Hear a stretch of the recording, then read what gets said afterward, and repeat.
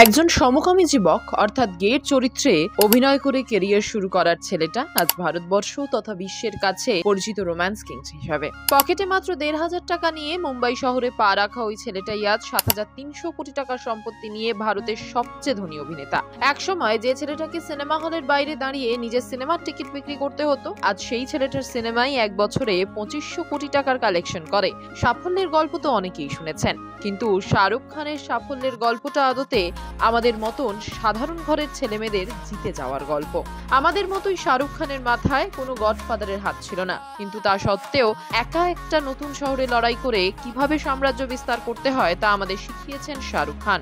সাধারণ ঘরের ছেলে মেয়েদের তিনি স্বপ্ন দেখতে শিখিয়েছেন। তিনি আমাদের বিশ্বাস করতে শিখিয়েছেন, আগার কিসি চিজ কো দিল সে চাহো তো পুরি কায়নাত तुम्हें उससे मिलाने की कोशिश में लग जाती है।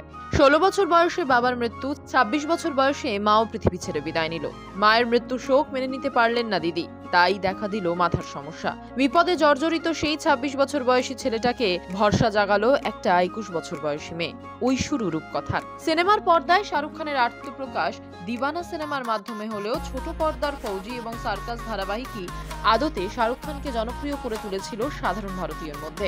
ছিপছিপে চেহারা রোগা ছেলেটাকে তৎকালীন সুপারস্টার দিব্যা ভারতী এবং ঋষি কাপুরের সঙ্গে পাল্লা দিয়ে অভিনয় করতে দেখে চমকে গেল গোটা মুম্বাই। জীবনের প্রথম সিনেমার জন্য ফিল্মফেয়ার অ্যাওয়ার্ড পেয়েছিলেন শাহরুখ খান। এরপর চমৎকার, দিল আসান হ্যায় এবং রাজু বান গয়া জেন্টলম্যানের মতো সিনেমায় অভিনয় করে নিজেকে চকলেট বয় তৈরি করলেন তিনি। যখন সবাই চকলেট বয় হিরো হতে চাইছেন, সেই সময় দাঁড়িয়ে শাহরুখ ঠিক করলেন তিনি অ্যান্টি হিরো হবেন। নায়িকাকে ছাদ থেকে ফেলে দেবেন, নায়িকার বরকে খুন করার জন্য সাইকো হয়ে উঠবেন। সবাই শাহরুখকে সাবধান করলো, এমন চরিত্রে অভিনয় করা মানে ক্যারিয়ার শেষ। কিন্তু বাজিগর এবং ডরে অ্যান্টি হিরোর চরিত্রে অভিনয় করা এই দুটো সিনেমাই শাহরুখ খানের ক্যারিয়ারকে উল্কার গতি দিল। এরপর ১৯৯৫ সালে মুক্তি পেল দিলওয়ালে দুলহানিয়া লে যায়েঙ্গে। মাত্র ৪ কোটি টাকার বানানো সিনেমা আজ থেকে ৩০ বছর আগে ১০৩ কোটি টাকা ইনকাম করেছিল। যদি আজকের নিরিখে আয় হিসাব করা হয়, তাহলে ২৪ কোটি টাকার বানানো সিনেমায় প্রায় ৬৫০ কোটি টাকার বক্স অফিস কালেকশন করেছিল। তারপর আর কি, কুছ কুছ হোতা হ্যায়, মোহব্বতে, কাল হো না হো, বীরজারার মতো ব্লকবাস্টার সিনেমায় অভিনয় করে দিল্লির ছাপোষা ছেলেটা গোটা ভারতবর্ষের কাছে হয়ে উঠল বাদশা। ছেলেরা তার স্টুলের স্টাইল নকল করলো। ভদ্রলোকের গালের টোল থেকে দুহাত মেলে দাঁড়ানোর ভঙ্গিমা সবকিছুই ট্রেন্ডিং হয়ে গেল আর সমুদ্র হিমাচলে। কিন্তু তারপরেই এলো সেই অন্ধকার অধ্যায়। পরপর সিনেমা ফ্লপ, বড় ছেলের হাজতবাস। একটার পর একটা মিডিয়া হাউস ঘোষণা করে দিল দ্য কিং ইজ ফিনিশড।